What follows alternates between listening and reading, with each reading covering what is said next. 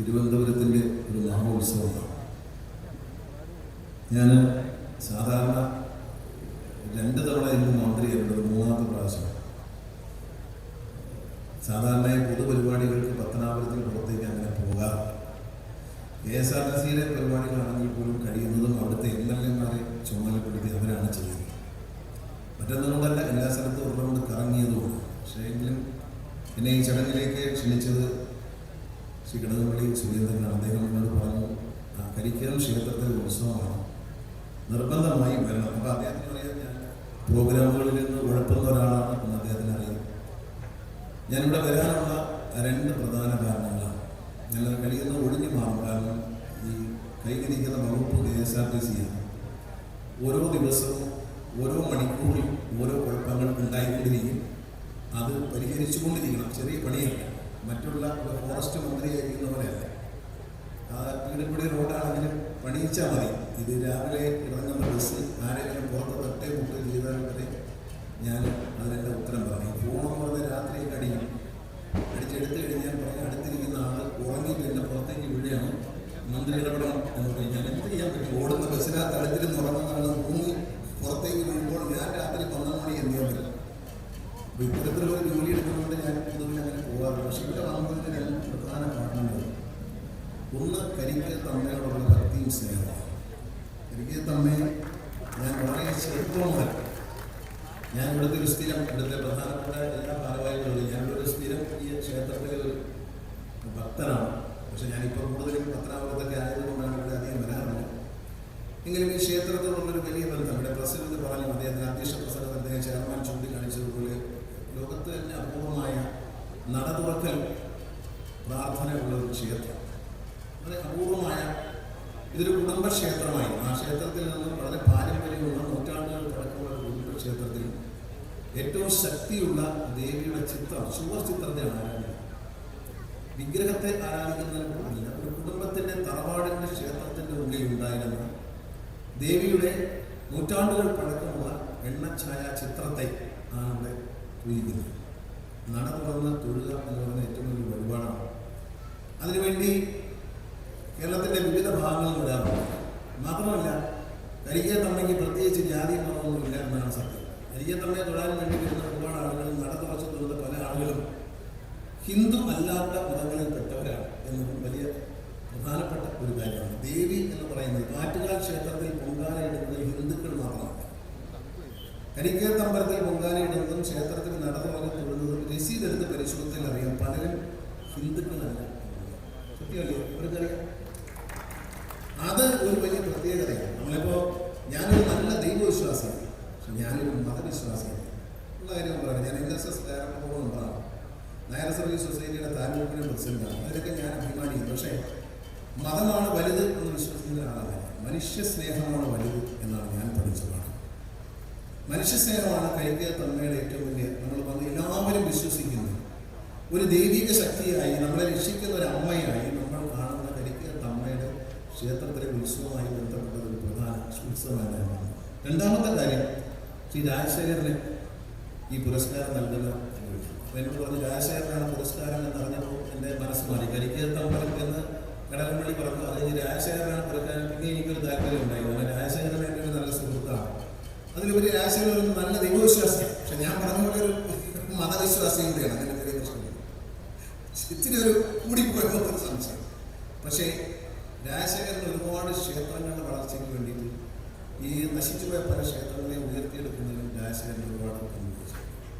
രാജശേഖരൻ ഏറ്റവും കൂടുതൽ മനോഹരമാക്കിയെടുത്ത ഒരു ക്ഷേത്രമാണ് ശംഖുമോഹൻ ക്ഷേത്രം. ആ ശംഖുമോഹൻ ക്ഷേത്രം വളരെ അവഹേളിക്കപ്പെടുന്ന ഒരു ക്ഷേത്രമാണ്. പക്ഷേ ഞാനിപ്പോൾ രാജശേഖരൻ പറഞ്ഞപ്പോൾ രാജശേഖരൻ ഒന്ന് ഞെട്ടി. കേരളത്തിൽ ഏറ്റവും കൂടുതൽ മിശ്ര വിവാഹങ്ങൾ നടന്നിട്ടുള്ള ക്ഷേത്രം ശംഖുമോഹൻ ക്ഷേത്രം. അവിടെ എല്ലാ മത്സരവും കയറാം. ദേവസ്വം ബോർഡിൻ്റെ ക്ഷേത്രങ്ങളിൽ ഏറ്റവും അധികം മിശ്ര വിവാഹങ്ങൾ നടന്നിട്ടുള്ള ക്ഷേത്രമാണ് ശംഖുമോഹൻ ക്ഷേത്രം. ആ ക്ഷേത്രത്തെ മനോഹരമായി കൊണ്ടുവരാൻ ദേവസ്വം ബോർഡിന് പോലും കഴിയാത്ത വിധത്തിൽ അത് വളരെ സന്തോഷത്തോടെ പറയേണ്ട ഒരു കാര്യമാണ് രാജശേഖരൻ അത് ചെയ്തു. അപ്പോൾ രാജശേഖരന് ഈ പുരസ്കാരം കൊടുക്കാൻ ഒരു ആത്മീയ ക്ഷേത്രത്തിൻ്റെ ആത്മീയ മണ്ഡപത്തിൽ നിന്ന് ഇത്തരമൊരു പുരസ്കാരം ഏറ്റുവാങ്ങാൻ അദ്ദേഹത്തിന് യോഗ്യതയുണ്ട് എന്ന് എനിക്ക് തോന്നുന്നു. അത് വളരെ നല്ല കാര്യമാണ്. രാജശേഖരനാണ് ഈ അവാർഡ് നടന്നിപ്പോൾ ഞാൻ ശരി എന്നാലും പങ്കെടുക്കാം എന്ന് തീരുമാനിച്ചു. എനിക്ക് അതിയായ സന്തോഷമുണ്ട്. ഈ ക്ഷേത്രത്തിൻ്റെ തിരുനടയിൽ നിൽക്കുമ്പോൾ ഞാൻ അഭിമാനത്തോടെ ഓർക്കുന്നുണ്ട്. ഞാൻ ഈ ഭരണസമിതിയിൽ ഇരിക്കുന്നവരെയും ഈ ഭരണസമിതിക്ക് മുമ്പ് ഈ ക്ഷേത്രത്തെ നയിച്ചിരുന്നവരെയും എന്നും എപ്പോഴും കേരളത്തിൻ്റെ ഏത് ഭാഗത്തും പ്രസംഗിക്കുമ്പോൾ ഉയർത്തി പറയാറുണ്ട്. അതായത് നിങ്ങൾക്കല്ല, ഞാൻ ഉയർത്തി പറയാറുണ്ട്, വേറെ ഒന്നും കൊണ്ടല്ല, ഈ ചുറ്റുപാടുമുള്ള കുടുംബങ്ങൾ മാത്രം ഭരിക്കുന്ന ഒരു ക്ഷേത്രം.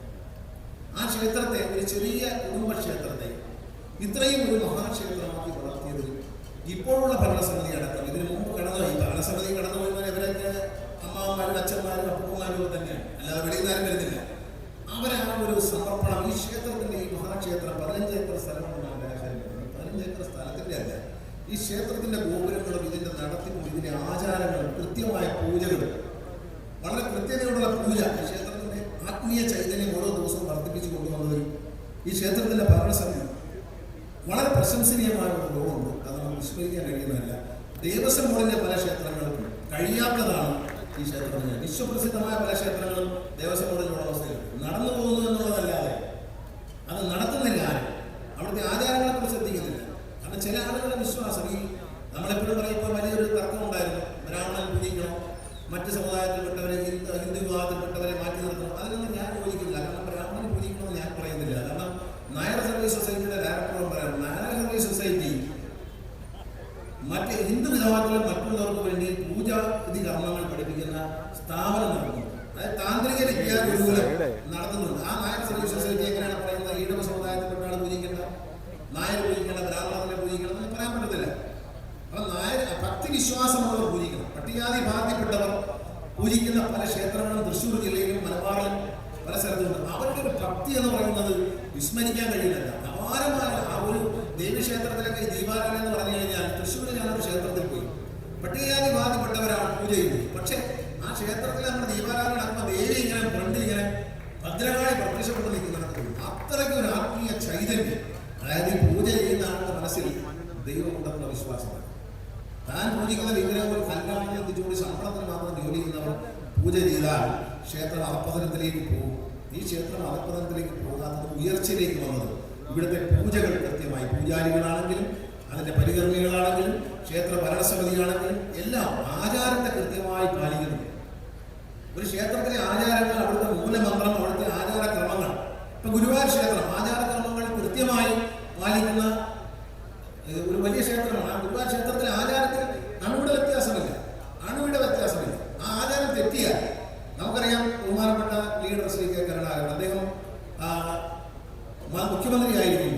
അദ്ദേഹം തന്നെ അത് കഴിഞ്ഞ് മന്ത്രിസഭ ഒഴിഞ്ഞതിന് ശേഷം, കേന്ദ്രമന്ത്രിയായതിനു ശേഷം അദ്ദേഹം ഒരു പ്രായശ്ചിത്ത പൂജ ഗുരുവായൂരിൽ നടത്തി. എന്തിനാണെന്ന് അദ്ദേഹത്തോട് ചോദിച്ചപ്പോൾ അദ്ദേഹം പറഞ്ഞത്, അദ്ദേഹം മുഖ്യമന്ത്രിയായിരിക്കും ഒരു കേന്ദ്രമന്ത്രി കൊച്ചിയിൽ വിമാനമാണ്. ഈ കേന്ദ്രമന്ത്രി എത്തുന്നവരെ ഗുരുവായൂരപ്പന്റെ നട തുറപ്പിച്ചു വെച്ചു, അദ്ദേഹത്തിന്റെ സ്വാധീനം ഉപയോഗിച്ചു. അത് തെറ്റാണ് എന്ന് അദ്ദേഹത്തിന്റെ മനസ്സിനെ നിരന്തരമായി അലട്ടിക്കൊണ്ടിരുന്നതുകൊണ്ട് അതിനൊരു പ്രായശ്ചിത്ത പൂജ ശ്രീ കെ കരുണാകരൻ ഗുരുവായൂരിൽ നടത്തി. കാരണം അദ്ദേഹത്തിന്റെ സ്വാധീനം, അദ്ദേഹം മുഖ്യമന്ത്രിയാണ്, ഗുരുവായൂർ ക്ഷേത്രത്തിൽ ഭരിക്കുന്നവർ അദ്ദേഹം നിയോഗിച്ചവരാണ്, അവരെല്ലാം അദ്ദേഹത്തെ ഇഷ്ടപ്പെടുന്നവരാണ്, ബഹുമാനിക്കുന്നവരാണ്. അവരെ മുമ്പിൽ ആ കേന്ദ്രമന്ത്രി വരുന്നുണ്ട്, അരമണിക്കൂറിൽ നടയടച്ചാൽ മതി എന്ന് പറഞ്ഞു. ശരി, അരമണിക്കൂറിനെ അടച്ചുള്ളൂ. പക്ഷെ അത് അദ്ദേഹത്തിന്റെ മനസ്സിനെ നിരന്തരമായി അലട്ടിക്കൊണ്ടേയിരുന്നു അദ്ദേഹം എന്നോട് പറഞ്ഞു. അതുകൊണ്ടാണ് അദ്ദേഹം ഒരു പ്രായശ്ചിത്ത പൂജ നടത്തിയത്. അങ്ങനെ ക്ഷേത്ര ആചാരങ്ങൾ കൃത്യമായി പാലിക്കുന്ന ക്ഷേത്രങ്ങളിൽ വലിയ ചൈതന്യമാണ്. ആ ചൈതന്യമാണ് നമ്മളിലേക്ക് ഇറങ്ങി വരുന്നത്. ഭക്തജനങ്ങൾക്ക് ആശ്വാസം തരുന്ന ആ ദേവി ചൈതന്യമാണ്. ഉപേക്ഷിക്കപ്പെട്ട പല ക്ഷേത്രങ്ങളുമുണ്ട്. അത് ഏറ്റെടുക്കുന്നവർ സമ്പത്തിന് മുന്നിലുണ്ട്. ഞാൻ ഇവിടെ വന്നപ്പോൾ ഞാൻ ചുമ്മാ രാജശേഖരനോട് തമാശ പറഞ്ഞു, നമ്മൾ ടെസ്റ്റിലെ അങ്ങനെ പറയുന്നത് ചിരിച്ചു. ഞാൻ പറഞ്ഞു, സാധാരണ എങ്ങനെ പുരസ്കാരം കൊടുത്താൽ രാജശേഖരനെ മാറ്റി നിർത്തിയിട്ടില്ല, അവിടെ ഒരു ഗോപുരം പണിഞ്ഞു തരണേ എന്ന് പറയും. പക്ഷെ ഇവിടെ അത് പറയില്ല. ഇവിടെ കാണിക്കയിൽ പണം വരുന്നുണ്ട്, വഴിപാടിൽ പണം വരുന്നുണ്ട്. ഒരു പൈസ ചോരാതെ ഈ ക്ഷേത്രത്തിന്റെ ഉയർച്ചയ്ക്ക് മാത്രം ഉപയോഗിക്കുന്ന ഒരു ഭരണസമിതി എന്നെ സംബന്ധിച്ച് അത്ഭുതം തന്നെയാണ്. കാരണം ഞാൻ ഇങ്ങനെയുള്ള കാര്യങ്ങൾ കുഴപ്പം കണ്ടാൽ ഒച്ചത്തി വിളിച്ച് പറയുന്ന ഒരു സ്വഭാവമുണ്ട്. ചിലർക്ക് അത് ഇഷ്ടപ്പെടും, ചിലർക്ക് കണ്ടില്ല. ചിലത് പറയും, ഞാൻ പറയുന്ന സത്യമാണ് പറയും. ഞാൻ സത്യമല്ല പറയാം.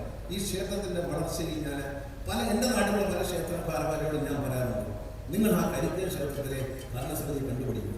ഓരോ ദിവസവും ആ ക്ഷേത്രം ഇങ്ങനെ ഉയർന്നുയർന്ന് ചിലർക്ക് സംഭവമുണ്ട്, പൈസ പിരിച്ചേച്ച് ഗോപുരം, മണ്ഡപം എല്ലാം പണി. പക്ഷെ പൂജയൊന്നും കറക്കില്ലാത്തതുകൊണ്ട് ഞാൻ കുഴം നടത്തി.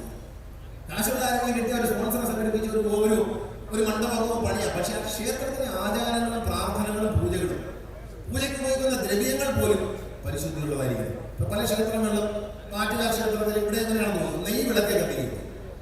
ഗുരുവായൂർ ക്ഷേത്രത്തിൽ നെയ് വിളക്ക് കത്തിക്കും. വടക്കുന്നാഥ ക്ഷേത്രത്തിൽ നെയ് വിളക്ക് കത്തിക്കും. നെയ് വിളക്ക് അല്ലാതെ ഇപ്പൊ ഏത് എണ്ണ കോരി ഒഴിച്ചാലും മണ്ണെണ്ണയ്ക്ക് തുല്യമാണ്. കാരണം വിഗ്രഹം കറുത്ത് നമുക്കറിയാം. ഈ നെയ്യ് ഒഴിക്കുന്നതിന് പകരം വേറെ എന്ത് എണ്ണ ഒഴിച്ചിട്ടാണ് പത്മനാഭ ക്ഷേത്രത്തിലെ വിഗ്രഹത്തിലെ സ്വർണ്ണം മുഴുവൻ കളറടിച്ചു. അവസാനം ഇത് തുടച്ചു വൃത്തിയാക്കുകയാണ്. ഭഗവാന്റെ ശരീരത്തിൽ ഇത്രയും സ്വർണ്ണാഭരണങ്ങൾ ഉണ്ടായിരുന്നു. വൈദ്യുതി സ്വർണ്ണം എല്ലാം കറുപ്പടിച്ചു പോയി. കാരണം ഇത് കരി പിടിച്ചാൽ വിളക്കെണ്ണ വാങ്ങിച്ചത്. ഈ വിളക്കെണ്ണ എന്ന് പറഞ്ഞാൽ തമിഴ്നാട്ടിൽ നിന്നിരുന്ന മണ്ണെണ്ണയാണ്. കാരണം മണ്ണെണ്ണയ്ക്ക് അത്രയും കുഴപ്പമില്ല. ഇത് നെയ്യ് ഒഴിച്ച് കത്തുന്ന ഒരു അന്തരീക്ഷത്തിൽ വലിയ ഒരു നെയ് വിളക്ക് കത്തുമ്പോൾ ഉണ്ടാകുന്ന വലിയൊരു തേജസ്സുണ്ട്. മാത്രമല്ല ഈ വിഗ്രഹത്തിന്റെ തേജസ്സും ശക്തിയും വർദ്ധിക്കും. കാരണം നെയ്യ് എന്ന് പറയുന്ന വലിയൊരു ആയുർവേദത്തിൽ ഏറ്റവും പ്രധാനപ്പെട്ട ഒരു വസ്തുവാണ്. പല രോഗങ്ങളുടെയും മരുന്നാണ് നെയ്യ്. നമ്മളെ നെയ്യ് വെണ്ണയൊക്കെ കുറ്റം പറഞ്ഞിരുന്ന കാരണം ഇന്ന് സയൻസ് പറയുന്നത് കൊളസ്ട്രോൾ വരാതിരിക്കാൻ രാവിലെ ഇച്ചിരി വെണ്ണ കഴിച്ചോളാനാണ്. പശുവിന്റെ പാലൊഴിച്ച് മറ്റെല്ലാ ഉൽപ്പന്നങ്ങളും നല്ലതാണെന്നാണ് ഇപ്പോൾ സയൻസ് പറയുന്നത്. ഇതൊക്കെ തന്നെയാണ് ക്ഷേത്രങ്ങളിൽ നെയ്യഭിഷേകം. അയ്യപ്പനെ ശബരിമലയിൽ നെയ്യഭിഷേകം, ഭസ്മാഭിഷേകം. ഭസ്മ എന്നാണ് കാർബണാണ്. ആ വിഗ്രഹത്തിൽ വന്നു കൂടിയിരിക്കുന്ന എല്ലാ ഇമ്പ്യൂരിറ്റീസും എല്ലാ നെഗറ്റീവും അതിലൂടെ പോകുക എന്നുള്ള ശാസ്ത്രം തന്നെയാണ് ഭസ്മം കൊണ്ട് അഭിഷേകം ചെയ്യുന്നത്. കളഭം കൊണ്ട് അഭിഷേകം, ചന്ദനം കൊണ്ട് അഭിഷേകം, നല്ലെണ്ണ കൊണ്ട് അഭിഷേകം. നല്ലെണ്ണ ഔഷധമാണ്, നല്ല നല്ലെണ്ണയായിരിക്കണം. പിന്നെ നെയ്യ് കൊണ്ട് അഭിഷേകം. ഇതെല്ലാം ശുദ്ധീകരിക്കുക. ആ വിഗ്രഹത്തെ പരമാവധി ശുദ്ധീകരിച്ചുകൊണ്ട് ആ വിഗ്രഹത്തിന്റെ ശക്തി കൂടുതൽ വർദ്ധിപ്പിച്ചുകൊണ്ട് നമ്മുടെ വേദനകളെയും നമ്മുടെ മനസ്സിലെയും നമ്മുടെ ശരീരത്തിലെയും നെഗറ്റീവ് തോട്ട്സും നെഗറ്റീവായിട്ട് എല്ലാ സാധനങ്ങളെയും ഈ വിഗ്രഹം പരിശോധിക്കുക. പലപ്പോഴും ക്ഷേത്ര ആചാരങ്ങൾ ചെയ്ത കാരണം ഈ അഭിഷേകം കഴിഞ്ഞ് വരുന്ന വെള്ളം ഒരു കൂടെ പുറത്തേക്ക് വിടും. അത് പോയി വാങ്ങി ഒഴിച്ച് ദേഹത്ത് കളിച്ചിട്ടുണ്ട്. അത് അബദ്ധമാണ്. കാരണം ഈ വിഗ്രഹത്തിൽ വന്നുകൊണ്ടിരിക്കുന്ന എല്ലാ നെഗറ്റീവ്സും ഞാനൊരു കുറേ നെഗറ്റീവ്സായിട്ട് ഇവിടെ ചെന്ന് വിഴയാണ്. എന്റെ എല്ലാം കൂടെ ദേവിയെ വലിച്ചെടുക്കും. അങ്ങനെ എടുക്കും, വിഗ്രഹം എടുക്കും. എടുത്തു കഴിഞ്ഞാൽ അത് കഴുകി ഇറങ്ങുമ്പോൾ എനിക്ക് പോകാൻ നെഗറ്റീവ് എല്ലാം കൂടി നിങ്ങൾക്ക് കിട്ടും. എടുത്ത് കുടിച്ചാൽ കുടിക്കരുത്. ചിലർ പറയും കുടിച്ചേച്ച് തളിക്കുകയും ചെയ്യും. ചെയ്യാൻ പാടില്ല. അതുപോലെ പരമാവധി പോകുമ്പോൾ തേങ്ങ അടിക്കും. ശ്രദ്ധിക്കുമ്പോൾ തേങ്ങ അടിച്ചു കഴിഞ്ഞാൽ അടിച്ചേച്ചൊക്കെ പോയേക്കാം. അതിന് നമ്മുടെ ദുരിതം എല്ലാം കൂടെ ഒഴിഞ്ഞ് ഒറ്റ അടി അടിച്ചിട്ട് ഉദ്ദേശം പൊയ്ക്കൊണ്ടാണ്. കാരണം അത് ഭഗവാന്റെ മുന്നിൽ ഇറക്കി വെച്ച് സ്ഥലം വിട്ടുപോകുക. അപ്പൊ എന്താ ഇവിടുന്ന് ഒരാൾ ഒരു പ്ലാസ്റ്റിക് പാത്രത്തിന് 5 തേങ്ങ മുറിച്ചിട്ടിട്ടുണ്ട്. ഏതാ ഈ തേങ്ങ കോൺട്രാക്ട് എടുത്ത ആള് ഇത് കൊടുത്തില്ലെങ്കിൽ എന്തൊരു തെറ്റുപോലെ കാര്യമില്ല. അതിലൊരു തേങ്ങ വാങ്ങിച്ചത് ആരുടെ തേങ്ങയാണ്? രാവിലെ ഒരുത്തൻ ലോകത്തെ എല്ലാ ദുരിതങ്ങളും പാപങ്ങളും ചേർത്ത് ഒറ്റയടി അതിൽ പൊട്ടിച്ചു. ഞാൻ 101 തേങ്ങ അടിച്ചു കേട്ടോ. എന്നിട്ട് ഞാൻ ഇങ്ങോട്ട് മാറുമ്പോഴത്തേക്ക് 101 തേങ്ങ അടിച്ചിട്ട് മറ്റേ രാവിലെ കാലക്കെട്ട് വരുത്തവന്റെ ഒരു കഷ്ണം തേങ്ങ എടുത്തിട്ട് അത് വാങ്ങിച്ചു. അപ്പൊ അവന്റെ കാലക്കെട്ടെല്ലാം കൂടി ഞാൻ എടുത്തോണ്ട് പോയി. ഇതൊക്കെ ആവശ്യം. ഭഗവാൻ തേങ്ങ അടിച്ച് അവിടെ നിന്ന് പോയിക്കണം. നമ്മൾ ഈ പഴയ സിനിമയിലൊക്കെ തേങ്ങ അടിച്ചു കഴിഞ്ഞാൽ ഈച്ച ഓടി വരുന്നത് എല്ലാവരുടെ ഓടി വരും. തേങ്ങ അടിച്ചാൽ തേങ്ങ അടിച്ചിട്ട് പോയിക്കണം. അത് നമ്മുടെ ദുരിതങ്ങളെ ആകർഷിച്ച് ആവാഹിച്ച് ഉരുട്ടി അടിച്ചിരിക്കുകയാണ്. അതെടുത്ത് തിന്നാതിരിക്കരുത്. അഭിഷേകം ചെയ്തിട്ട് വെള്ളം എടുത്ത് കുടിക്കരുത്. കാരണം ഇതൊക്കെ തെറ്റായ ചില കാര്യങ്ങൾ പരിശീലിച്ച് വെച്ചാൽ കുടിച്ചില്ലെങ്കിൽ നമ്മൾ അയ്യോ അപ്പോറ്റി നേരത്തെ അഭിഷേകം നിർത്തിക്കളഞ്ഞ് പാലിക്ക് വന്നില്ല, കുടിക്കാൻ പറ്റിയില്ല. അങ്ങനെയല്ല, കുടിക്കാൻ പാടില്ല. അത് വിഗ്രഹത്തെ ശുദ്ധീകരിച്ച് ഭഗവാന്റെ നീരാടിയ വെള്ളം പുറത്തേക്ക് പോകണം. അതല്ല കുടിക്കുന്നത്. നിങ്ങൾ അവിടെ പൂജയ്ക്ക് വെച്ചേക്കുന്ന തീർത്ഥമുണ്ട്. ഭഗവാൻ ആരാധന ആ തീർത്ഥം പോറ്റി തരും. അത് വാങ്ങിച്ച് കുടിച്ചോളാം. മറ്റേ കുടിക്കരുത്. തേങ്ങ എടുത്ത് വെള്ളം വേണ്ടി പോകുന്ന നാളെ ആരും തന്നെ ഈ മുറി തേങ്ങ തരും. അവിടെ കോൺട്രാക്ട് എടുത്ത ആളുടെ കൂടെ പണിയുന്ന ആള് അത് വാങ്ങിച്ച് തിന്നിട്ട് പോകരുത്. അത് കുഴപ്പമാണ്. അത് വാങ്ങിച്ച് തിന്നരുത്. അപ്പൊ ഇങ്ങനെയുള്ള ചില അനാചാരങ്ങളാണ് നമ്മൾ മനസ്സിലാക്കുന്നത്. നമ്മൾ ശരിയായ വിശ്വാസം എന്ന് പറയുന്നത് സ്നേഹമാണ്. അപ്പൊ കരിയ തമിഴ്നാട് വരുമ്പോൾ ഞാൻ കണ്ടു ക്യാൻസർ രോഗമെന്ന് പറഞ്ഞ് സഹായിച്ചതിന്റെ ഈ ക്ഷേത്രത്തിൽ കിട്ടുന്ന പണത്തിന്റെ നല്ലൊരു ഭാഗം അന്നദാനത്തിൽ പോയി. അതാണ് ഞാൻ ഇവിടുത്തെ ക്ഷേത്രങ്ങൾ. ഞാൻ പഴയ ഗുരുവായൂർ ക്ഷേത്രത്തിന്റെ ഒരു ഭരണസമിതി അംഗങ്ങളോട് ഞാൻ ഒരു ദിവസം ഗുരുവായൂർ വെച്ച് പറഞ്ഞു.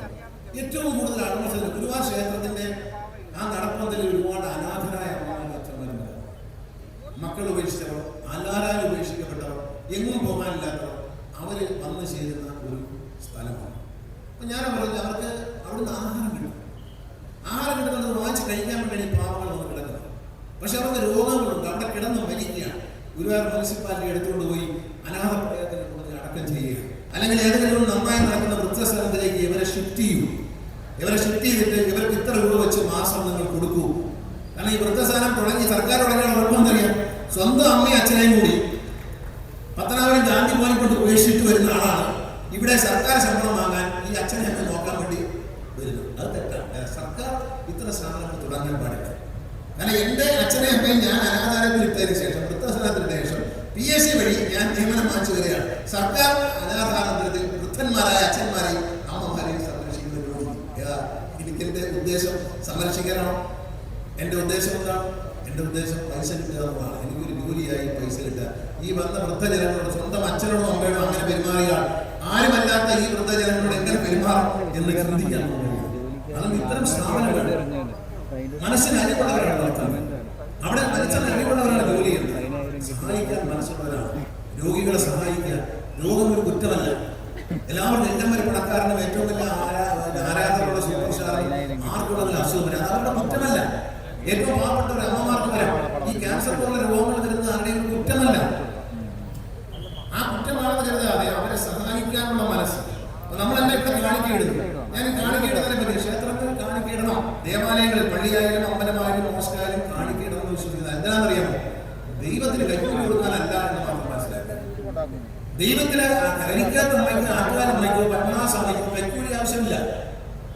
കാരണം നമ്മൾ എന്റെ മോളെ കൈക്കൂലി നടത്തുവാന്ന് അമ്മയ്ക്ക് ഒരു താലി വെച്ചുകൊണ്ട് തരാം. ചാലയിൽ പോയിട്ട് ഏറ്റവും കനം കുറഞ്ഞ താലി, അതായത് ഒരു 8 ഗ്രാം സ്വർണ്ണത്തിന് 1 ലക്ഷം രൂപ അടുപ്പിച്ച് വരികയാണ്.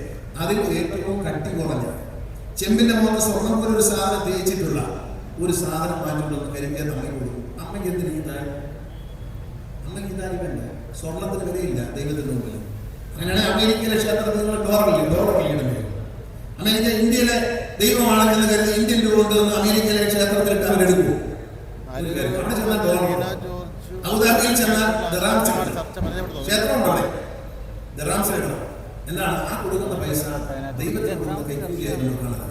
ദൈവത്തിന് പണത്തിന്റെ ആവശ്യമില്ല. എന്തിനാണ് ക്ഷേത്രത്തിൽ? ഈ ക്ഷേത്രത്തിന്റെ നല്ല നടത്തിപ്പിൽ, ഈ ക്ഷേത്രത്തിൽ വഴിപാടായി നമ്മൾ സമർപ്പിക്കുന്നു. നമ്മൾ നേർച്ചയായി നമ്മൾ 1000 രൂപ അല്ലെങ്കിൽ 500 രൂപ സമർപ്പിക്കും. എന്തിനാണ്? ഈ ക്ഷേത്രം നല്ല നടപ്പില്. ഇവിടുത്തെ പൂജാരിക്ക് ശമ്പളം കൊടുക്കണം, ഇവിടെ വൈദ്യുതി ചാർജ് കൊടുക്കണം, ഇവിടെ തൂക്കുന്നവരുണ്ട്, തുടയ്ക്കുന്നവരുണ്ട്, പാത്രങ്ങൾ കൈ വൃത്തിയാക്കുന്നവരുണ്ട്, പൂജാതിരികൾ ചെയ്യുന്നവർ, മാല കെട്ടുന്നവരുണ്ട്, ഇവരുടെയൊക്കെ ശമ്പളം കൊടുക്കണം. അതിനാണ് നമ്മൾ കൊടുക്കുന്നത്. ഈ ക്ഷേത്രത്തിന്റെ നല്ല നടപ്പിൽ, അത് ക്രിസ്തീയ ദേവാലയമാണെങ്കിൽ ആ ദേവാലയത്തിന്റെ നല്ല നടത്തിപ്പിന് വേണ്ടി നമ്മൾ പരിചരണം സമർപ്പിക്കണം. അല്ലാതെ ഇത് ദൈവത്തിന് ചില്ലറ കൊടുത്തില്ലെങ്കിൽ വിശ്വാസം അറിയാതെ പ്രാർത്ഥിച്ചു. എന്റെ ആദ്യത്തെ മാസം ശമ്പളം കിട്ടുമ്പോൾ അമ്മയ്ക്ക് 1000 രൂപ നയിക്കാം. എന്തിന് അമ്മയ്ക്ക് 1000 രൂപ? നമ്മുടെ സ്വന്തം അമ്മയ്ക്കാണെങ്കിൽ 1000 രൂപ കൊടുത്ത് അവർക്ക് എന്തെങ്കിലും മരുന്നെങ്കിലും വാങ്ങിക്കാം. കരിക്കത്തമ്മയ്ക്ക് 1000 രൂപ കരിക്കത്തമ്മയ്ക്ക് ഇവിടെ വരുമ്പോൾ നമ്മൾ അവിടെ ക്ഷേത്രത്തിന്റെ നല്ല നടത്തുന്ന അമ്മയെ എന്ന് പറഞ്ഞ് പൈസ എടുക്കും.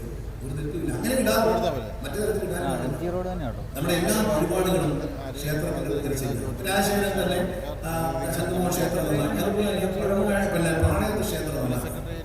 ഈ പാളയ ക്ഷേത്രം നന്നാക്കാൻ ഒരു ചരിത്രമാണ്. എന്റെ കുട്ടിക്കാലത്തെ കേട്ട ചരിത്രമാണ്. ചേങ്കോട്ടുള്ള സ്വാമി എന്ന് പറയുന്ന പ്രസിദ്ധനായ ഒരു സ്വാമി ഉണ്ടായിരുന്നു. ചേങ്കോട്ടുള്ള സ്വാമി ആശ്രമമൊക്കെ ഉണ്ടായിരുന്നു. സ്വാമിയുടെ ഒരു ലക്ഷ്യം ഞാൻ എൻ്റെ കാറുകൊണ്ട് കേട്ടിട്ടുണ്ട്. സ്വാമി പറഞ്ഞു പഴമങ്ങാട് പിന്നെ പാളയം ഗണപതി അമ്പലത്തിനൊരു ഗോപുരമുണ്ട്. പക്ഷേ സ്വാമിക്ക് തീർക്കാൻ കഴിയില്ല. സ്വാമിക്ക് ഒരു സതുദ്ദേശമല്ലാത്ത ഉദ്ദേശം. അതായത് തൊട്ടടുത്ത് കാണുന്ന മുസ്ലിം ദേവാലയത്തിന്റെ ഗോപുരത്തിന്റെ മേളിലേക്ക് ഇത് ഉയർന്നു നിൽക്കണം. അതൊരു ദൈവത്തിന് പോലും കൊടുക്കാത്ത ഒരു നിർദ്ദേശമാണ്. സാധി വരെ സ്വാമിക്ക് പണിയാൻ പറ്റിയില്ല. പക്ഷെ അത്രയും മുന്നിലെങ്കിലും രാജശേഖരനോട് പണിയാൻ പറ്റി എന്നൊരു വലിയ ഭാഗ്യമാണ്. കാരണം സ്വാമിയുടെ ഉദ്ദേശം ദുരുദ്ദേശമായി. ഞാൻ അന്ന് എൻ്റെ ചെറുപ്പത്തിൽ സ്കൂളിൽ അങ്ങനെ പഠിക്കുമ്പോഴേ കേൾക്കുന്നത്. അന്ന് ഞാൻ വെച്ചാൽ അതൊരു ബാഡ് ഇന്റൻഷൻ എന്നാണ്, ഒരു മോശമായ ലക്ഷ്യമാണ് പറയുന്നത്. അതായത് നമുക്ക് ക്ഷേത്രത്തിൽ ഗോപുരം പണിയണമെന്ന് ചിന്തിക്കാം.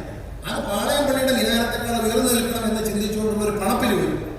ഇപ്പൊ രാജശേഖരൻ പറഞ്ഞ അന്ന് വീഴ്ച പണം ഇപ്പോഴും ഉണ്ടാക്കി കിടക്കുന്നതാണ്. പക്ഷേ പിന്നീട് വർഷങ്ങൾക്ക് ശേഷം രാജശേഖരനെ പോലെ ചെറുപ്പക്കാരൻ നമ്മുടെ നാട്ടിൽ നിന്ന് ബിസിനസ് ചെയ്ത് അന്യനാട്ടിൽ പോയി ബിസിനസ് ചെയ്ത് സമ്പന്നനായി വന്ന് ഈ നാട്ടിലൊരു ഒരുപാട് സ്ഥാപനങ്ങൾ തുടങ്ങുകയും ഒരുപാട് തൊഴിൽ കൊടുക്കുകയും ചെയ്യുമ്പോൾ അദ്ദേഹത്തിന് ഒരു വഴിപാടായി ക്ഷേത്രത്തിന്റെ ഒരു നന്മയ്ക്ക് വേണ്ടി അത് ചെയ്തപ്പോൾ രാജശേഖരന്റെ ഉദ്ദേശവും വിനാരത്തിന്റെ മേളായിരുന്നു കണ്ടുവച്ചിരുന്നെങ്കിൽ അത് നടക്കുമെന്ന് എന്റെ വിശ്വാസം. അങ്ങനെ ഒന്നും ചെയ്യാൻ പാടില്ല. നമ്മുടെ ക്ഷേത്രം വളരെ വൈദിക ക്ഷേത്രം പിന്നെ പാളയം പള്ളിയോടോ വെട്ടുകാട് പള്ളിയോടോ അനുകരിച്ചാണ് വളരുന്നത്. കരിക്കൽ ക്ഷേത്രത്തിന്റെ ആധാരമനുസരിച്ച് അതിന്റെ രൂപകൽപ്പനനുസരിച്ച് നല്ല നിലയിൽ വളരുന്നുണ്ട്. നല്ല നിലയിൽ അതിന്റെ ഭരണസമിതികൾ നടന്നു കൊടുക്കുന്നു. ഓരോ ദിവസവും ഭക്തജനങ്ങൾ ഇവിടെ മാത്രമല്ല കേരളത്തിന്റെ വിവിധ ഭാഗങ്ങളിൽ ഭക്തജനങ്ങൾ ഒഴുകി വരുന്നുണ്ട്. അപ്പൊ ഇതെല്ലാം വരുന്നത് എന്തുകൊണ്ടാണ്? ആ ക്ഷേത്രത്തിന്റെ നല്ല നടത്തിപ്പാണ്. തീർച്ചയായും നമ്മൾ ദൈവവിശ്വാസികളാണെങ്കിൽ നമ്മൾ അതിന്റെ കൂടെ മറ്റുള്ള ഈ പറഞ്ഞ സ്വാമി എന്തിച്ചാണ് ചിന്തിക്കാതിരിക്കുക എന്നാണ്. അത്തരം ചിന്തകൾ ഒരു നമുക്ക് ഗുണം ചെയ്യും. നേർച്ച നടത്തുന്ന ആൾ ഗുണം ചെയ്യില്ല. ഇപ്പൊ രാജശേഖരന്റെ ഉദ്ദേശം മറ്റേതായിരുന്നെങ്കിൽ അതും നടക്കില്ലായിരുന്നു എന്ന് ഞാൻ പറയും. എല്ലാവരെയും ഉപേക്ഷിക്കപ്പെട്ട് ദേവസ്വം കൂടുതൽ നല്ലപോലെ സംരക്ഷിക്കാതെ കിടന്ന ശംഖുമോ ക്ഷേത്രത്തെ ഒരു രാജകീയ പ്രൗഢിയോടെ ഉയർത്തിയെടുക്കാൻ രാഷ്ട്രീയ ദൈവവിശ്വാസം എന്ന നിലയിൽ ഞാൻ ഇഷ്ടപ്പെടുന്നു. അത് അതിനോട് മാത്രമേ ഞാൻ യോജിക്കുള്ളൂ. നിങ്ങളെല്ലാവരും അങ്ങനെ ചിന്തിക്കും. ഞാനൊരു രാഷ്ട്രീയക്കാരനായി പറയുന്നത്, എനിക്ക് രാഷ്ട്രീയം എന്ന് പറയാനില്ല. ഞാൻ അതിന് ആവശ്യമില്ലാത്ത രാഷ്ട്രീയം പറയുന്ന ആളുകളല്ല. എൻ്റെ ഒരു ചിന്താഗതികളും ഒരു രാഷ്ട്രീയ ലക്ഷ്യത്തോടതല്ല. പക്ഷെ ഞാൻ സത്യം പ്രചരിപ്പിക്കണമെന്ന് ആഗ്രഹിക്കുന്ന ആളാണ്. നിങ്ങൾക്കറിയാം, 2001 ഞാൻ രാഷ്ട്രീയത്തിൽ വന്നതാണ്. എന്നെ അറിയുന്നവരാണ് ഈ നാട്ടിലെ ജനങ്ങളിൽ പറയുന്നത്. എൻ്റെ എക്സ്റേ വരെ നാട്ടുകാരുടെ കയ്യിലുണ്ടെന്ന് പറയും. എൻ്റെ നാട്ടിൽ പത്തനാപുരത്തെ പറയും, പത്തനാപുരത്തെ കലയിൽ എൻ്റെ എക്സ്റേ ഉണ്ടെന്ന് പറയും. കാരണം എൻ്റെ എക്സ്റേ സ്കാനിങ് റിപ്പോർട്ടും വരെ പറയുന്നത് അത്രയ്ക്ക് സുതാര്യമാണ്. എന്നെ സംബന്ധിച്ച് പറയാനുള്ള അഭിപ്രായം ഞാൻ പുറത്തു പോകും. അതുകൊണ്ട് ആരുടെ കക്കാനും ഓടിക്കാതിരിക്കാത്തതുകൊണ്ട് എനിക്ക് മുഖത്ത് നോക്കി. ഞാൻ ദൈവവിശ്വാസം. എൻ്റെ എല്ലാ പ്രവർത്തനവും, എല്ലാ ചിന്തകളും, ചലനവും നമ്മൾ കൈകൊണ്ട് കാണിക്കുന്നതല്ല, മുഖം കൊണ്ട് കാണിക്കുന്നതല്ല. എൻ്റെ മനസ്സിൽ നടക്കുന്ന എല്ലാ വ്യാപാരങ്ങളും ദൈവം അറിയുന്നത് വിശ്വസിക്കുന്നതാണ്. നമ്മുടെ ജീവിതത്തിൽ നമ്മൾ ഒളിച്ചിരിക്കുന്നത്, നമ്മൾ മറച്ചു വയ്ക്കുന്നത്, നമ്മൾ മനസ്സിൽ കണക്കൂട്ടുന്ന എല്ലാ കാര്യങ്ങളും അറിയുന്നവരാണ്. ഒരു വേലത്തിൽ അതുപോലെ പാവപ്പെട്ട ജനങ്ങളെ പറ്റിയാണ് നല്ല പുഞ്ചിരിക്കും ഓടിച്ചിരിക്കുന്ന മോന്തയും എല്ലാവരും കൊടുക്കുന്ന ഒരു മനുഷ്യൻ. ആരെ കണ്ടാലും ഷട്ടിൽ പിടിച്ച് ബട്ടൺസ് എല്ലാം ഒരു വീട്ടിൽ കൊടുക്കുന്ന ഒരു മാന്യൻ എന്നൊക്കെ പാവം എന്ന് പറയുക. ആ പാവത്തിനല്ല, ഹൃദയത്തിൽ പാവമുണ്ടോ എന്നുള്ളത്, മനസ്സിൻ്റെ ഉള്ളിൽ പാവമാണോ എന്നുള്ള കാര്യം തീരുമാനിക്കുന്നത് ദൈവം തമ്പുരാൻ മാത്രമാണ്. 21 വർഷമായി എന്നെ ആക്രമിക്കാത്ത ഒരു മാധ്യമങ്ങളുമില്ല. 24 വർഷമായി രാഷ്ട്രീയത്തിൽ വന്നിട്ട് എന്നെ ആക്രമിക്കാത്ത ഒരു മാധ്യമങ്ങളുമില്ല. എന്നെപ്പറ്റി പറയാത്ത വൃത്തികേടുകളൊന്നും ഈ നാട്ടിലില്ല. പക്ഷെ ഞാനിപ്പോഴും MLA മന്ത്രിയുമായിരിക്കുന്നത് എൻ്റെ ഉള്ളിൻ്റെ ഉള്ളിൽ എന്താണെന്ന് ഭഗവാൻ അറിയാം എന്നുള്ളതുകൊണ്ടാണ്. ദൈവത്തെ മാത്രം പ്രതിപിടിച്ചാൽ നമ്മുടെ ജീവിതത്തിൽ നമ്മുടെ എല്ലാ പ്രവർത്തനങ്ങളും ദൈവത്തെ മാത്രം നോക്കില്ല. നമ്മുടെ മനസ്സിൽ ഒരിക്കലും ഒരു ലക്ഷ്യത്തോട് ഇന്ന കാര്യം ചെയ്താൽ എനിക്ക് ഇന്നത് കിട്ടുന്ന ലക്ഷ്യത്തോടെ ചെയ്യരുത്. ഹൃദയം തുറന്ന മനസ്സിൽ ഈ ഇരിക്കുന്ന ഭരണസഭ ഞങ്ങളെല്ലാം സാധാരണക്കാരാണ്. സമൂഹത്തിലെ കോടീശ്വരം നാട്ടിലെ ലക്ഷ്യത്തോടുള്ള പക്ഷേ കിട്ടുന്ന അമ്മയ്ക്ക് കിട്ടുന്നതല്ല അമ്മയ്ക്ക് വേണ്ടി ഉപയോഗിച്ചുകൊണ്ട് ഞാൻ ഒന്നുമില്ലെങ്കിലും ഞാൻ ഈ കള്ളം കണ്ടാൽ കുഴപ്പക്കാരെ കണ്ടാൽ പച്ചയ്ക്ക് വിളിച്ചു പറയുന്നത് എന്തെങ്കിലും കണ്ടാൽ വിളിച്ചു പറയും. എനിക്കൊരു പേടിയില്ല, ഞാൻ വിളിച്ചു പറയും. അതുകൊണ്ട് എനിക്ക് നഷ്ടം വന്നാലൊന്നുമില്ല, ലാഭം വന്നാലും. ഞാനിത് MLA മന്ത്രി അല്ലെങ്കിൽ ഞാൻ സിനിമാ നടനായിട്ട് ജീവിച്ചവരാണ്. ഇനി അങ്ങോട്ട് തന്നെ പോകാം. വേണമെങ്കിൽ അത്യാവശ്യം ഒരു ജോലിയും ചെയ്യാതിരുന്നാലും വേണമെങ്കിൽ തിന്നാനുള്ളത് ഉണ്ടാക്കി അത് നടക്കും.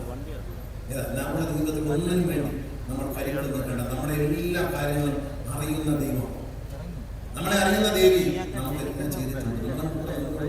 മാറ്റാൻ പറ്റില്ല. നാളെ പറ്റി കണക്ക് കൂട്ടിയാൽ വിഷമിക്കില്ല. നമ്മൾ നാളെ പറ്റി നാളെ എങ്ങനെ അങ്ങനെ ചെയ്യണം, അങ്ങനെ ചെയ്താൽ ഇങ്ങനെ വരും, ഒന്നും വരത്തില്ല. നമ്മൾ ഉദ്ദേശിക്കുന്നതൊന്നും നടക്കത്തില്ല. നമ്മളതിനെ പറ്റി വേണ്ട. നമ്മൾ ഈ പ്രസന്റിൽ ഇരിക്കുക. നമ്മളെ ദൈവത്തെക്കാളും എല്ലാം ദൈവത്തിനെ ഏൽപ്പിച്ചിട്ട് ദൈവത്തെ നോക്കിക്കൊണ്ടേ ദേവി ഭഗവാനെ എന്ന് പറഞ്ഞ് നമ്മൾ ഏൽപ്പിച്ചിട്ട് നമ്മൾ ചുമ്മാ നടന്നാലും മതി. നമ്മളെ കൊണ്ടുപോകും, പോകേണ്ടതേ കൊണ്ടുപോകും. സിനിമയിൽ അഭിനയിച്ചിരുന്ന ഞാൻ രാഷ്ട്രീയത്തിൽ വന്നു. കേരളത്തിൽ ഒരു രാഷ്ട്രീയക്കാരനും അസംബ്ലിയിൽ ജയിക്കാത്ത, ഒരു അസംബ്ലിയിലോ പാർലമെന്റിൽ ജയിക്കാത്ത കാര്യത്തിൽ കേരളത്തിലെ നിയമസഭയിലേക്ക് ആദ്യം കടന്നു വന്ന രാഷ്ട്രീയക്കാരൻ ഞാനാണ് എന്ന സന്തോഷമുണ്ട്. നല്ലവണ്ണം ഉടുപ്പിട്ട് കേരളത്തിലെ നിയമസഭയിൽ വരുന്ന ആദ്യത്തെ ആളാണ് ഞാനാണ്. എല്ലാവരും വെള്ളയും വെള്ളയായിരുന്നു. ഇപ്പൊ നിയമസഭയിലേക്ക് നോക്കിയാൽ എല്ലാവരും പാന്റും ഷർട്ടും കോട്ടും ടീഷർട്ടും ഒക്കെ ഉണ്ട്. ആദ്യം കേരളത്തിലെ നിയമസഭയിൽ നിറമുള്ള വസ്ത്രം കൊടുത്ത് വരുന്ന ആൾ പാൻറ്റിട്ട് വന്നതാണ് ഞാൻ. ഇപ്പൊ എല്ലാവരും വരുന്നുണ്ട്. അതൊരു ആ ഒരു ഡ്രസ് കോഡിന്, രാഷ്ട്രീയക്കാരന്റെ ഡ്രസ് കോഡിനെ മാറ്റിയവരാണ് ഞാൻ. ആദ്യത്തെ തെരഞ്ഞെടുപ്പ് മത്സരിക്കാൻ എന്നോട് പറഞ്ഞു കഥറിടണം എന്ന് പറഞ്ഞു. ഞാൻ പറഞ്ഞു ഇല്ല. എന്നിട്ട് എന്നെ അച്ഛനെ പോയി അച്ഛൻ ഞാൻ കഥറിട്ട് ഇട്ടിട്ടുണ്ട്. അവസാനം അച്ഛൻ ഞാൻ അച്ഛനെ ശരിയാക്കുന്നു. നല്ലൊരു വെള്ളയും ഞാൻ നിറമുള്ള കുടുംബം ഇട്ടിട്ടാണ് എന്നെ ജനങ്ങൾ കണ്ടിട്ടുള്ളത്. ഞാൻ ഈ ഇലക്ഷൻ മത്സരിക്കാൻ വേണ്ടി ഒരു വെള്ളയും കിട്ടുന്ന കള്ളന്റെ വേഷം കൊണ്ട് ഞാൻ വന്നാൽ എന്നെ ആളുകൾ കള്ള എന്ന് വിളിക്കും. നാളെ ഇലക്ഷൻ തോറ്റാലും ജയിച്ചാലും എനിക്ക് നമ്മളോട് കൂട്ടാൻ നടന്നു പോയാൽ മതി എന്ന് പറഞ്ഞു. അത് എൻ്റെ മനസ്സിലെ ചിന്തയാണ്. ആ ചിന്ത തന്നെ എപ്പോഴും അത് പറയും. നടക്കുന്ന കാര്യം നടക്കാൻ നടക്കാം. നമ്മൾ ദൈവത്തെ വിശ്വസിക്കുക. നമ്മൾ ഒരാളെ ബോധ്യപ്പെടുത്തി, ആരെയും ബോധ്യപ്പെടുത്തും. നമ്മുടെ അച്ഛനെ ബോധ്യപ്പെടുത്താൻ പറ്റില്ല, അമ്മയെ ബോധ്യപ്പെടുത്താൻ പറ്റില്ല, ബന്ധുക്കളെ ബോധ്യപ്പെടുത്താൻ പറ്റില്ല, സുഹൃത്തുക്കളെ ബോധ്യപ്പെടുത്താം. ദൈവത്തെ ബോധ്യപ്പെടുത്താം. നമ്മുടെ മനസ്സിലെ നന്മ തിരിച്ചറിയുന്ന ഒരാളെ ആ ദൈവമാണ്. നമ്മുടെ മനസ്സിലെ നന്മ നിറച്ചാൽ അതാണ് ഏറ്റവും വലിയ വഴിപാട്, ഏറ്റവും വലിയ ഭക്തി. ഈ ക്ഷേത്രത്തിൽ ക്യാൻസർ ഏറ്റവും വലിയ പുണ്യകർമ്മം തന്നെ. ഞാൻ പറയാം, ഗുരുവായൂർ ക്ഷേത്രത്തിൽ പറഞ്ഞ കോടതി തടയും ഒരു വൃദ്ധസദനം പറഞ്ഞാൽ അന്നദാനം, ഈ വൃദ്ധസദനം അങ്ങനെയുള്ള രോഗികളെ ആളുകളെ ചികിത്സിക്കുന്ന വൃദ്ധസദനം ബാധ്യതയാണ്. പക്ഷെ അത് നന്നായി നടക്കുന്ന ഒരു സ്ഥാപനത്തിലേക്ക് നമ്മുടെ ക്ഷേത്രത്തിൽ വന്നുകൂടുന്ന ഒരു വൃദ്ധജനത്തെ എത്തിച്ചു കൊടുക്കുന്ന അവർക്ക് കൊടുക്കുക. അവർ നോക്കിക്കോളും. എല്ലായിടത്തും തുടങ്ങാൻ പറ്റില്ല. പക്ഷേ കോളേജ് തുടങ്ങാൻ ഗുരുവായൂർ ക്ഷേത്രത്തിലേക്ക് സ്കൂളുണ്ട്. അവിടെ ചില അഴിമതി നടന്നായിട്ട് പറയുന്നു. അതിന് എവിടെയാണ് കരുണ? എവിടെയാണ് ദാനം ചെയ്യുന്നത്? രാജശേഖരൻ ഈ ക്ഷേത്രങ്ങളെല്ലാം നവീകരിക്കും. രാജശേഖരൻ ഒരുപാട് ചാരിറ്റികളുണ്ടായിരിക്കും, പുറത്തറിയാതെ. പക്ഷേ ഞാൻ പറയുന്നത് എല്ലാത്തിനെയും കാലം വലിയ വഴിപാട് രാജശേഖരൻ സമ്പന്നമായ ആൾക്കാർ പാവപ്പെട്ടവർക്ക് അനേകം ഗോപുരങ്ങൾ നിർമ്മിക്കുന്നു. പാവപ്പെട്ടവർക്ക് 10 വീട് വെച്ചു കൊടുക്കുന്നതോട് ഞാൻ അഭ്യർത്ഥിക്കുകയാണ്. വീടില്ലാതെ ഗതികെട്ട് കിടക്കുന്ന, ജാതിയും മതവും നോക്കാതെ വീടില്ലാതെ ഗതികെട്ട് പ്രായമായ പെൺമക്കളുമായി കടയ്ക്കാനൊരു കഥവ് പോലും ഇല്ലാതെ കിടക്കുന്ന പലരും ഇന്നുകൊണ്ട് ഈ കേരളത്തിൽ. അവർക്ക് നല്ല ഭവനം വെച്ചു ഒരു വലിയ മഹാക്ഷേത്രം നിർമ്മിക്കുന്നതിനേക്കാൾ വലിയ പുണ്യം ദൈവത്തിന്റെ അത്തരം നല്ല പ്രവർത്തനങ്ങൾ രാജശേഖരൻ. വളരെ പ്രശസ്തരായ വ്യക്തികൾ. നമ്മുടെ അവസാനം അവാർഡ് വാങ്ങിയത് ശ്രീ സോമനാഥാണ്. ഇന്ത്യയുടെ അഭിമാനത്തെ മാനവോളം ഉയർത്തിയ ഏറ്റവും വലിയ ശാസ്ത്രജ്ഞൻ. അതിന് മോയിന്റെ കുറുപ്പ് സാർ, അങ്ങനെ MD വാസുദേവൻ നായർ സാർ പോലുള്ള മഹത്തായ ഒരുപാട് വ്യക്തികൾ ഈ കരിങ്കത്തമ്മ പുരസ്കാരം നേടിയിട്ടുണ്ട്. ഈ വർഷം രാജശേഖരനാണ് അതിൻ്റെ ഭാഗ്യം ലഭിച്ചത്. ആ ഭാഗ്യം ദേവിയുടെ അനുഗ്രഹമായി നമ്മൾ കാണുന്നു. ഒരുപാട് നല്ല കാര്യങ്ങൾ ചെയ്യാൻ ഇനിയും എൻ്റെ പ്രിയപ്പെട്ട സുഹൃത്തും സഹോദരനുമായ രാജശേഖരന് കഴിയട്ടെ എന്ന് ആശംസിച്ചുകൊള്ളു. ഈ സമ്മേളനത്തിൽ പങ്കെടുത്ത എല്ലാവരോടും നന്ദി പറഞ്ഞുകൊണ്ട് ഞാൻ പറഞ്ഞതിന് കുഴപ്പമുണ്ടെങ്കിൽ ഞാൻ ക്ഷമിച്ചേക്കണം. രസത്തിൽ പറഞ്ഞതാ, എന്നാൽ ചില കാര്യങ്ങൾ അതിനകത്തുണ്ട്. നിങ്ങൾ വീട്ടിൽ ചെന്ന് ചിന്തിച്ചു നോക്കുമ്പോൾ ഇയാൾ തമാശയ്ക്ക് പറഞ്ഞ ചില കാര്യങ്ങളിൽ ചില പൊരുളുണ്ട് എന്ന് നമ്മൾ ആലോചിച്ചാൽ മനസ്സിലാവും. ഒന്നിനെയും ഓർത്ത് ഭയപ്പെടരുത്, ഒന്നിനെയും ഓർത്ത് ആശങ്കപ്പെടരുത്, ഒരിടത്തും തോറ്റോടരുത്. ദൈവം നമ്മുടെ കൂടെ ഉണ്ട് എന്ന വിശ്വാസം. അഹം ബ്രഹ്മാസ്മി എന്നാണ് പറയുന്നത്. ശങ്കരാചാര്യ ഹിന്ദു അദ്വൈത സിദ്ധാന്തം പറയുന്ന നീ തന്നെ, നിന്നിൽ ദൈവം കുടികൊള്ളുന്നതാണ്. പ്രപഞ്ചത്തെ മുഴുവൻ സൃഷ്ടിച്ച ഭഗവാൻ ശ്രീകൃഷ്ണൻ അർജുനന്റെ മുമ്പിൽ കാണിച്ച ദശാവതാരം, പ്രപഞ്ചം മുഴുവൻ ഉൾക്കൊള്ളുന്ന ദശാവതാരം ഉള്ള ഭഗവാൻ ദൈവം ജീവാത്മാവായി നിന്റെ ഉള്ളിൽ കുടികൊള്ളുന്നുണ്ടെങ്കിൽ നീ ആരെ ഭയപ്പെടണം? നീ എങ്ങോട്ട് ഓടണം? ഉറച്ചു നിൽക്കുക. ദൈവം എൻ്റെ കൂടെയുള്ള എൻ്റെ എല്ലാ പരിസ്ഥിതികളെയും തരണം ചെയ്യാൻ കരുത്തുള്ള പരമാത്മാവുന്ന ജീവാത്മാവ് എൻ്റെ ഉള്ളിലുണ്ട്. അതിനെ ആത്മഹത്യക്ക് വിട്ടുകൊടുക്കാനോ അല്ലെങ്കിൽ ഓടി ഓടിക്കാനോ തയ്യാറാകരുത്. പിടിച്ചു നിൽക്കണം. നമ്മളെ എല്ലാ ആപത്തിൽ നിന്നല്ലെങ്കിൽ നാളെ അതിൻ്റെ കൃത്യമായ സമയത്ത് നമ്മളെ രക്ഷിച്ചെടുക്കാൻ ആത്മീയമായൊരു ശക്തി നമ്മുടെ ഉള്ളിലുണ്ട്. ജീവാത്മാവെന്ന പരമാത്മാവെന്ന ജീവാത്മാവ്, അതിനെ വിശ്വസിക്കണം. അതാണ് ആത്മവിശ്വാസം. ആ വിശ്വാസത്തോടെ ജീവിക്കണം. ഏത് ജീവിതത്തിലെ ഏത് പ്രതിസന്ധിയും നിങ്ങൾ കണക്കൂട്ടി നോക്കിക്കൊള്ളൂ. നമ്മൾ അങ്ങനെ നിന്നു കൊടുത്താൽ മതി. ഏത് പ്രതിസന്ധിയും ദൈവം തരണം ചെയ്യും. അത് നമ്മളെ കൊണ്ട് തന്നെ തരണം ചെയ്യും. നമ്മളെ ധാരാളം തരണം ചെയ്യണം. നമ്മളെ കൊണ്ട് തരണം ചെയ്യും.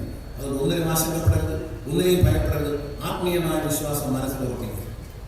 ദൈവം എന്നിലുണ്ട് എന്ന വിശ്വാസം, എൻ്റെ കൂടെയുണ്ട്, അല്ലെങ്കിൽ എൻ്റെ ഉള്ളിലുണ്ട്, അല്ലെങ്കിൽ എൻ്റെ അറിവിൽ തൊട്ടുരുമി എൻ്റെ ദൈവം എടുത്തുന്നു എന്ന ചിന്തയോടെ നിങ്ങൾ മുന്നോട്ട് പോകും. കരിക്കകത്ത് അമ്മയെ പ്രാർത്ഥിക്കുമ്പോൾ അമ്മയുടെ മടിയിൽ ലാളനയേറ്റ് കിടക്കുന്ന ഒരു കൊച്ചു കുഞ്ഞായി നിങ്ങൾ മാറുന്നത്. ഒരമ്മ കുഞ്ഞിനെ ഒരിക്കലും ആരും വിട്ടുകൊടുക്കില്ല. നെഞ്ചോട് ചേർത്ത് പിടിക്കും പെറ്റമ്മ. ആ പെറ്റമ്മയെ പോലെ കരിക്കകത്ത് അമ്മ നമ്മളെ ചേർത്ത് പിടിക്കുമെന്ന വിശ്വാസത്തോടെ ജീവിക്കണം. അല്ലാതെ എനിക്ക് എന്ത് പറ്റി, ഇന്ന് ശരിയായില്ല, ഇന്ന് നാളെയല്ല, മറ്റന്നാൾ ശരിയാകും. അതിന് ജ്യോതിഷനെ കണ്ട കാര്യമില്ല. എല്ലാത്തിനും പരിഹാരമുണ്ട്. അത് പരിഹാരം നേടിത്തരാൻ കഴിയുന്ന ഒരു വലിയ ശക്തിയുടെ കൈകളിലാണ് നിങ്ങൾ ഇരിക്കുന്ന ചിന്തയോടെ നമ്മൾ ജീവിക്കണം. ഒരുപാട് നന്മകൾ തരട്ടെ. ഒന്നിനെയും ഭയപ്പെടാതെ സ്നേഹത്തോടെ മറ്റുള്ളവരെ സ്നേഹിച്ച് ഇഷ്ടപ്പെട്ട്, മറ്റുള്ളവരുടെ എല്ലാം ദൈവ സൃഷ്ടിയാണ്, ഇഷ്ടപ്പെട്ട് ബഹുമാനിച്ച് ജീവിക്കുക. ഒരുപാട് നന്മകൾ ചെയ്യാൻ ശ്രമിക്കുക. അതിലൂടെ ഈ ദൈവത്തെ ഭാവിക്കാം. നന്മകളിലൂടെ മാത്രമേ ഈശ്വരനെ ഭാവിക്കാൻ പറ്റൂ. അത് എല്ലാ മഹാന്മാരും നമുക്ക് പറഞ്ഞു തന്നിട്ടുള്ളത് ഞാൻ ഏറ്റുപറയുകയാണ്. നന്മകളിൽ കൂടെ, ദൈവത്തിലൂടെ, കനിവിലൂടെ, സ്നേഹത്തിലൂടെ നമ്മൾ ദൈവത്തെ സ്വന്തമാണ്. ദൈവത്തെ കൂടെ നിർത്ത്. അതിനുവേണ്ടി പ്രാർത്ഥിക്കുന്നു. എല്ലാവിധ നന്മകളും നേരുന്നു. ഈ ഒരു ചടങ്ങിൽ പങ്കെടുക്കാൻ വേണ്ടി ക്ഷണിച്ച ക്ഷേത്രത്തിൻ്റെ ട്രസ്റ്റിനോടും എൻ്റെ ഭാരവാഹികളോടും കുടുംബ ഭക്തജനങ്ങളോടും നന്ദി അറിയിക്കുന്നു. നിങ്ങളുടെ ഇവരുടെ അനുഭവത്തോടെ കരിക്കകത്ത് അമ്മയുടെ അനുഗ്രഹത്തോടെയും ഈ ഒരു മഹാ സാംസ്കാരിക സമ്മേളനത്തിൻ്റെ ഉദ്ഘാടനം നിർവഹിക്കുന്നു. എൻ്റെ പ്രിയപ്പെട്ട സുഹൃത്ത് രാജശേഖരൻ വളരെ സന്തോഷത്തോടെ ഈ പുരസ്കാരം അഭിമാനത്തോടെ മലയാളിക്ക് അഭിമാനിക്കാൻ വേണ്ടി ചെയ്യുന്ന മനുഷ്യനെ അഭ്യർത്ഥിച്ചുകൊണ്ട് ഞാൻ വാക്കുകൾ ചുരുക്കുന്നു. നന്ദി, നമസ്കാരം.